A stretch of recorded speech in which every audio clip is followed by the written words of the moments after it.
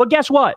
When you decide I'm going to endorse Donald Trump after he lied to your face relentlessly for the entire podcast, telling brazen lies, then I'm sorry, all the charity is gone, all the sympathy is gone, and I have to come to a different conclusion now. Kyle Kulinski was a guest on the Majority Report with Emma Vigeland to talk about Joe Rogan's turn to MAGA after Kyle Kulinski and Crystal Ball had defended Joe Rogan for years. We're going to take a look at clips of Kyle Kulinski on with Emma Vigeland on the Majority Report. I will share my thoughts on this as well. This is a good one.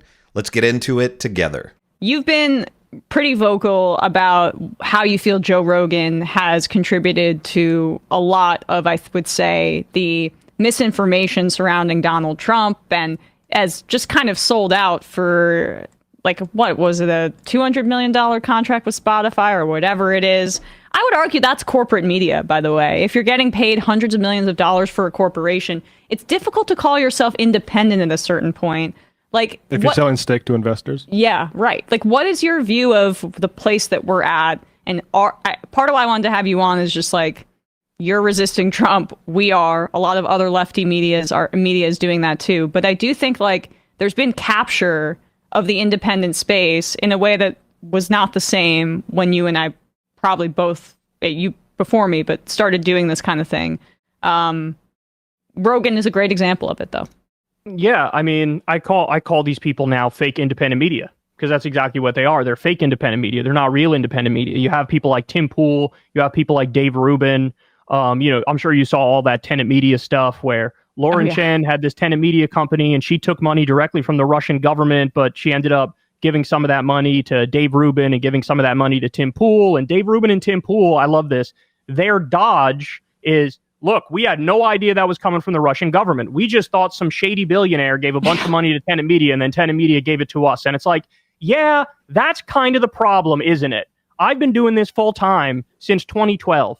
I've never once had a conversation with a billionaire. I've never once had a conversation with an advertiser. The way that we raise money for our show is Patreon, donations that happen monthly, and Substack. For Crystal, Kyle, and Friends, we do it on Substack.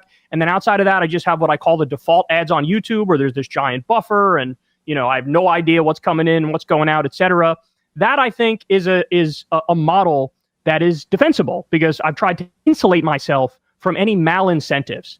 But if you call yourself independent media and you have $100 million, $200 million contract from Spotify, or you're taking money from shady billionaires left and right, or you're going to companies that contradict your values, your open express value, I'm sorry, that is no longer, you're not just independent media because you happen to be on the internet.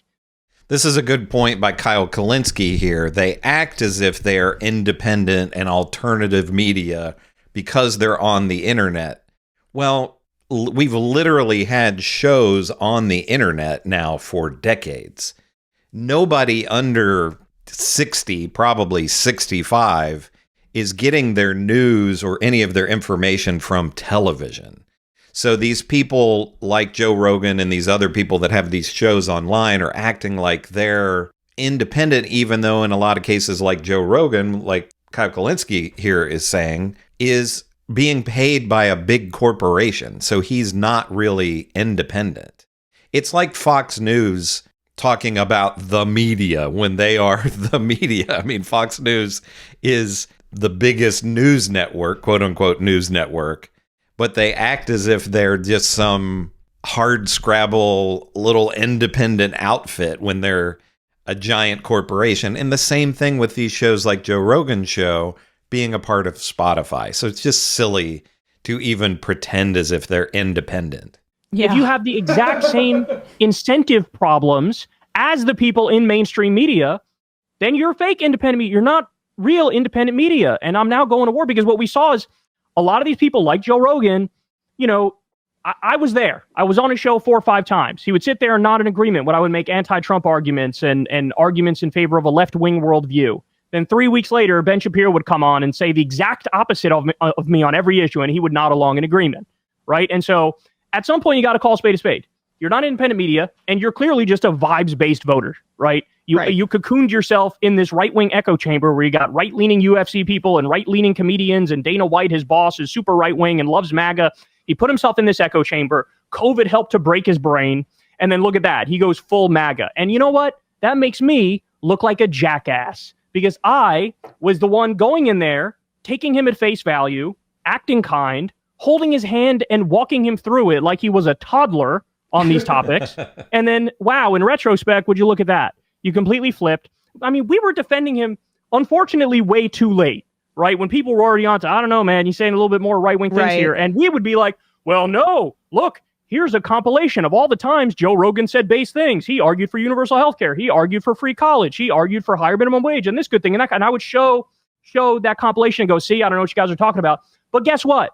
When you decide I'm going to endorse Donald Trump after he lied to your face relentlessly for the entire podcast, telling brazen lies, then I'm sorry, all the charity is gone, all the sympathy is gone, and I have to come to a different conclusion now. My conclusion of you could hold these people's hands and walk them through it and talk to them like they're reasonable and work it out. It just didn't work. It just didn't work. And that's why you see a much more bold, aggressive style out of me where I'm like, fuck these people and the horse they rode in on. Because if what I did before didn't work, okay, I got to try a different approach now. So if it's just call these people the fucking frauds they are, well, then guess what? We're going to call them the frauds that they are. But don't be like hard on yourself in that way. I mean, Bernie Sanders did the same thing where he was trying to go there. And I thought at the point Rogan could be reasoned with in that way. And his audience, it was important to try to communicate with them. Like the thing is like go on all these platforms. It's like why I went on Tim Pool. But I'm going to go there in a way where I'm not going to try to get invited back. Like I'm going to go there and try to adversarial. Communicate at this point, specifically with explicitly right-wing outlets. You got to go in there and you've got to eat their lunch because the only time that leftists get reinvited to these places is if you validate everything that they say. Right. And then that creates a perverse incentive for those leftist communicators as well because there's so much more money on that side of the equation. It is awash in money, and we're kind of scraping by on our end because turns out like socialized healthcare and those kinds of policies, not necessarily the kind of thing that corporations want to fund in like a communications medium. Emma Vigeland is right with what she's saying here too. And this, she maybe doesn't even intentionally mean it this way, but this almost sounds like another dig at Anna Kasparian and Cenk Uygur going on these right-wing shows like Patrick Bet-David's show and Glenn Beck's show, and really trying to reach out to MAGA rather than like Emma Vigeland and Kyle Kulinski are saying here to be adversarial with them and to fight against them. And in terms of Joe Rogan, his show was fine. I was never an avid listener to Joe Rogan, but I enjoyed at times the interviews that he would do with celebrities. And when he talked with celebrities and other comedians and talked about getting high and all that, it was fine. But when he really started to delve into politics, and that was an area where he was out of his depth, that's where he really started to get into trouble. Now, by trouble, I mean in terms of what Kyle Kulinski is saying here, that he moved over to MAGA. Not in trouble in terms of he's making plenty of money, so don't cry any tears for Joe Rogan. But he got in above his head. He has a MAGA audience, all of these young men who have been radicalized to be right-wingers are MAGA.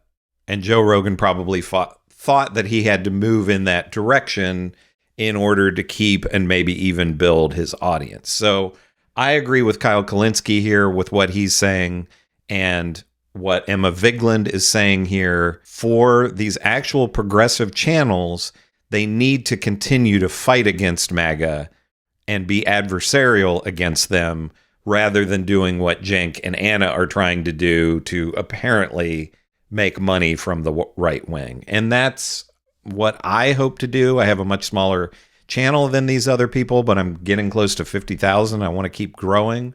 And I want to be adversarial against MAGA as well, rather than trying to reach out to them, because I think that's a losing game. Let me know what you think in the comments about what Kyle Kulinski and Emma Vigeland had to say here about Joe Rogan. This is Chris on Culture. I will see you in the next one.